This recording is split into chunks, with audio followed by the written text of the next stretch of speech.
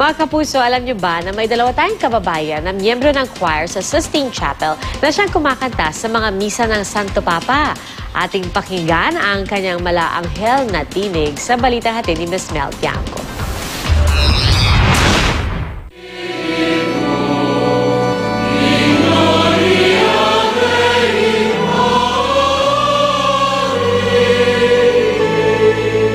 Kanilang malaanghel na tinig, animoy nasa langit ka na rin habang nakikinig sa kanilang pag-awit. Pero alam niyo ba, dalawa sa mga miyembro ng Coro de la Capella Sistina o ang choir ng Sistine Chapel, mga kababayan natin. At sa aking paglilibot dito sa Vatican, pinalad akong makilalang isa sa kanila, si Dan Valenzuela, 10 taong gulang.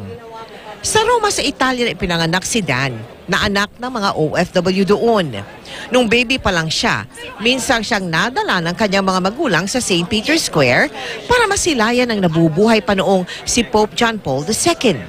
Hindi raw nila akalaing sa kanyang paglaki, mapapabilang siya sa mga umaawit sa mahalagang misa ng Santo Papa at iba pang seremonya sa Sistine Chapel. Ano ang feeling no na miyembro siya ng Sistine Choir? Yeah, si chiama Emanuele. He feels so proud and he's so happy to really be part of this choir. Yeah. Siyempre, nag-request tayo ng maikling sample ng kanyang malaanghel na tinig. Fra Martino Campanaro, dormi tu, suona le campane, din don dan, din don dan. Ang tinaguriang healing priest na si Father Fernando Suarez. Nakita ko rin dito sa Vatican. Sa aming maikling kwentuhan, ibinahagi ni Father Suarez ang pambihirang pagkakataon na mayakap siya ni Pope Francis.